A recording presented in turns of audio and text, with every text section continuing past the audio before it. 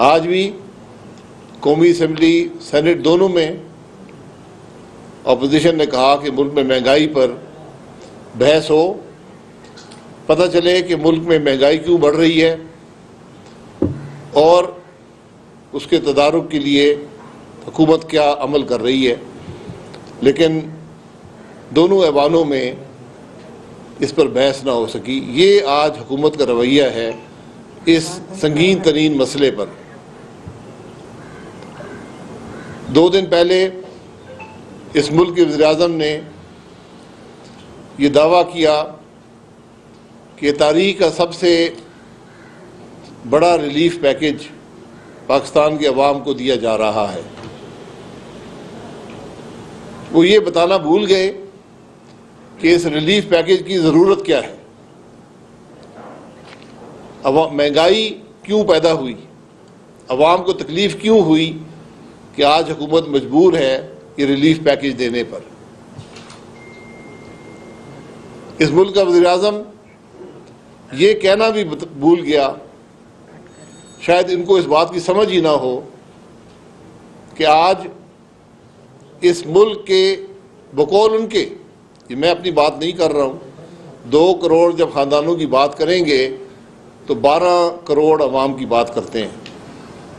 यानी इस मुल्क के 60% शहरी आज मजबूर हैं कि वो अपने खर्चात खुद पूरे नहीं कर सकते और हुकूमत से रकम लेकर वो ये कोशिश करेंगे कि अपनी ज़िंदगी गुजार सकें। इससे बड़ी नाकामी शायद तारीख में किसी हुकूमत की ना हुई हो। शायद हमारे मुल्क में ऐसे हालात कभी पैदा नहीं हुए कि मुल्क के 60% शहरी आज हुकूमत की मदद के मुंतज़िर हैं। और वो मदद क्या है? 923 रुपये फ़ी ख़ानदान फ़ी महीना 6 महीने के लिए, यानी हर महीने 2000 ख़ानदानों 2 करोड़ ख़ानदानों को 923 रुपये मिलेंगे। ये सारी मदद है। अब मैं आपके सामने, जब से ये रिलीफ पैकेज अनाउंस हुआ है, मैं आपके सामने चंद घरेलू अशिया रख देता हूँ, आप खुद ही हिसाब लगा लें।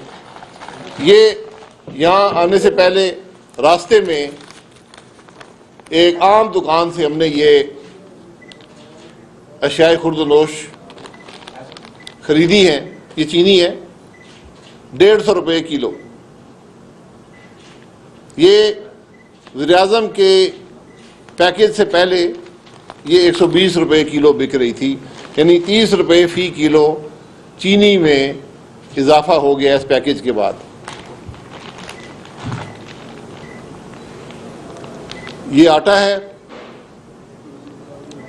तकरीबन 5 किलो का पैकेट, फ़ी किलो 80 रुपये।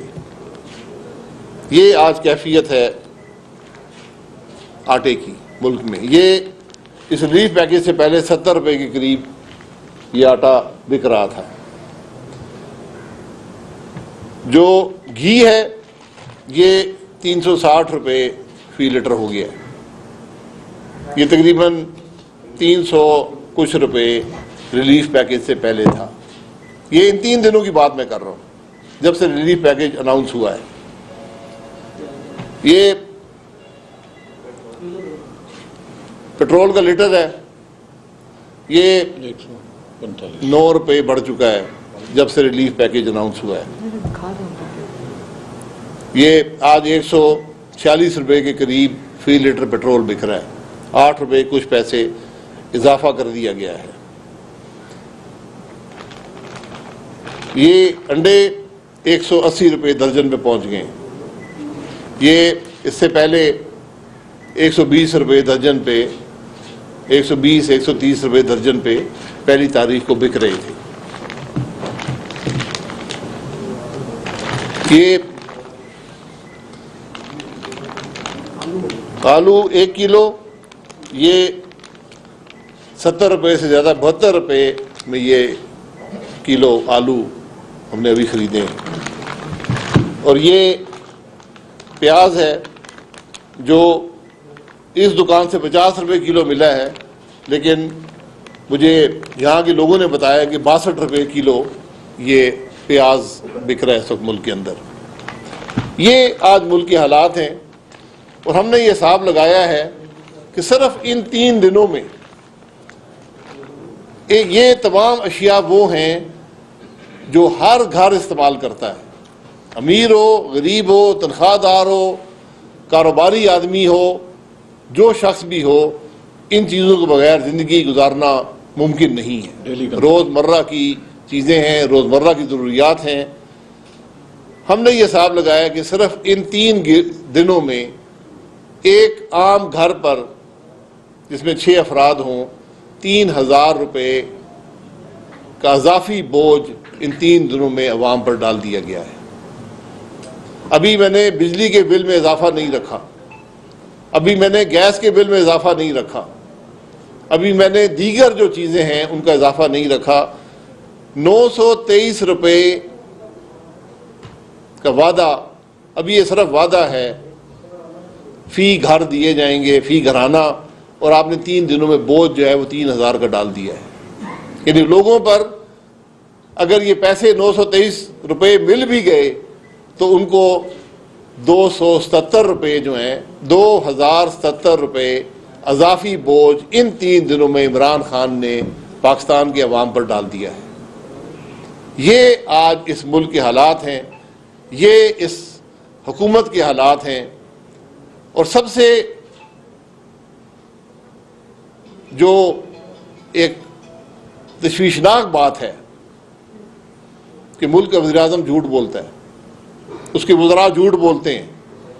हमें बजट में दिखाएं कौन सी ये 120 अरब बजट के कौन से हिस्से से आएगा। क्या आपकी इजाफी आमदनी है? आप कहां से काट कर ये 120 अरब पूरा करेंगे? ये सब तमाशबीनी है, सिर्फ एक धोखा है अवाम को देने के लिए। और जो इजाफी टैक्स लग रहे हैं वो 923 रुपये से बहुत ज़्यादा हैं। ये कैफियत, ये सोच आज हुक्मरानों की है, ये नाकामी इस हुकूमत की है। कोई हल इसका है? जहाँ पर इसके हल की बात हो सकती है वो ऐवान मफलूज हैं और जानबूझकर मफलूज किए गए हैं। हम मजबूरन आज प्रेस कॉन्फ्रेंस करके ये मसला अवाम के सामने रख रहे हैं कि आज कोई अवाम की बात करने वाला नहीं है, अवाम की तकलीफ की बात करने वाला नहीं है, महंगाई की बात करने वाला नहीं है, गुर्बत की बात करने वाला नहीं है। ये काम अपोजिशन का है, लेकिन अपोजिशन उस ऐवान में कहाँ बात करे जहाँ ज़बानबंदी है। आज बमुश्किल ख्वाजा आसिफ साहब ने कौमी असम्बली में महंगाई पर बात की और उन्होंने कहा कि इस पर फौरी तौर पे इस पर कौमी असम्बली में बहस हो, महंगाई के हल के लिए हम सब मिलकर रास्ता तलाश करें। वज़ीर-ए-आज़म वो आदमी है जिसने कल भी तकरीर में कहा कि मैं चोरों से हाथ नहीं मिलाऊंगा। तो वज़ीर-ए-आज़म साहब, आप काबीना के लोगों से हाथ कैसे मिलाते हैं? जो आज भी 40% ये चीनी बनाने वाले जो 3 दिन में 30 रुपये बढ़ी है काबीना की टेबल पर मौजूद हैं, डाका डालने वाले काबीना की टेबल पर मौजूद हैं, दवाइयों का डाका डालने वाले काबीना की टेबल पर मौजूद हैं। 3 साल से ज़्यादा हो गए, आपने इत्तेसाब कर लिया है। अगर कुछ करप्शन हुई होती पाकिस्तान मुस्लिम लीग नून की तो आपको मिल चुकी होती। आप एक केस करप्शन का पाकिस्तान मुस्लिम लीग नून की हुकूमत पर नहीं बना सके क्योंकि करप्शन हुई ही नहीं है। अपनी चोरी छुपाने के लिए नैब की ऑर्डिनेंस में तब्दीली की गई।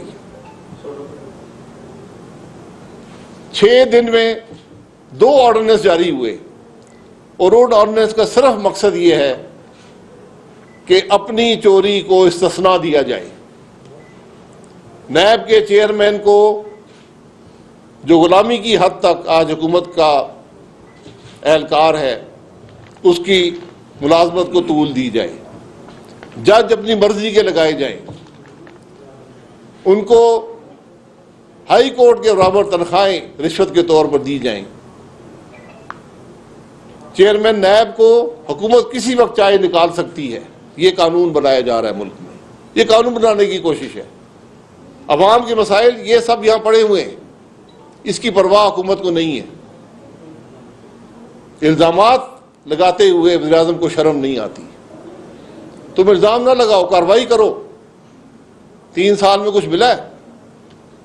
क्यों जज अरशद मलिक को तुम्हें खरीदना पड़ा, दबाना पड़ा, ब्लैकमेल करना पड़ा एक जाली केस में सजा देने के लिए? और आज मुल्क के वज़ीर-ए-आज़म अरशद मलिक की एक फौज तैयार करना चाहता है कि मैं अपोजिशन को शायद इस हरबे से दबा लूं। अपोजिशन दबने वाली नहीं है। अल्लाह के करम से 5 साल हमने हुकूमत की है, एक पैसे की करप्शन, मैं चैलेंज करता हूं, बार बार करता हूं,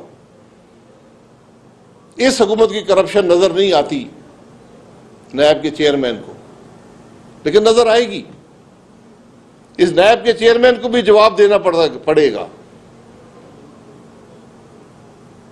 ये वो चीजें हैं। आज खानदानों की बातें करते हैं, खानदानों की बातें करते तो एहतसाब करें। ये बात सिर्फ एक घटिया और कमजोर आदमी कर सकता है जो हमारे मुल्क का वज़ीर-ए-आज़म करता है। ये बातें करने वाली नहीं होती। आप हुक्मरान हैं, आप लीडर ऑफ द हाउस हैं। इस हाउस को जोड़ें, कानून पर अमल करें। आज नैब चेयरमैन का अमल रुका हुआ है, इलेक्शन कमीशन के मेंबर्स का अमल रुका हुआ है कि मुशावरत नहीं कर सकते। मुशावरत आप नहीं करेंगे तो कानून पर पूरा अमल नहीं करेंगे। इसलिए आज मुल्क को जरूरत इस बात की है। आज मुल्क के मसाइल का वाहिद हल जो है, कोई और हल नहीं है। हुकूमत नाकाम है, अवाम तकलीफ में है, मुल्क मुश्किल में है। जब ऐसे हालात हों तो फिर हल ढूंढना पड़ता है। हल ढूंढना हम सब पर लाजिम है, और वाहिद हल है कि इस मुल्क के अवाम को फिर अपनी राय के इजहार का मौका दिया जाए, और हकीकी मानों में दिया जाए। वो नहीं है जो 2018 में हुआ। चोरी शुदा इलेक्शन मुल्क को 180 रुपए की चीनी देते हैं, 150 रुपए की चीनी देते हैं, 80 रुपए का आटा देते हैं, 360 रुपए का घी देते हैं। ये मामला चोरी शुदा इलेक्शनों का नतीजा है, ये हाइब्रिड निज़ाम का नतीजा है। आज मुल्क के मसाइल का वाहिद हल एक फौरी और शिफाफ इलेक्शन में है। जो भी इस मुल्क के इदारे हैं सब इसी मुल्क में रहते हैं, इसी मुल्क के टैक्सों पर चलते हैं। जुडिशरी हो, फौज हो, इंटेलिजेंस हो, सियासतदान हो, सबका एक मकसद होना चाहिए कि अवाम की इस तकलीफ को रफा करें, अवाम को इस तकलीफ से बचाएं, अपने मामलात से बाहर निकलें। DGI लग गया है, नायब चेयरमैन भी लग जाएगा, इलेक्शन कमीशन के मेंबर भी बन जाएंगे, लेकिन इस मुल्क के गरीब आदमी का क्या होगा, तनख्वाहदार आदमी का क्या होगा? उसकी तनख्वाह तो नहीं बढ़ रही, उसके मसाइल में इजाफा तो नहीं हो रहा। कैसे कैसे लोग गुजारा करेंगे इन हालात के अंदर? इसका जवाब किसी के पास है? इन मामलात का हल 923 रुपए के झूठे वादे में नहीं है। इन मसाइल का हल मुल्क की को तरक्की देने में है, मुल्क की मईशत को मजबूत करने में है, रुपये को मजबूत करने में है, मुल्क के हालात दुरुस्त करने में है, मुल्क में निफाक को ख़त्म करने में है, मुल्क की सियासत को मजबूत करने में है, और कोई रास्ता नहीं है। ये बातें आपके सामने रखनी थी।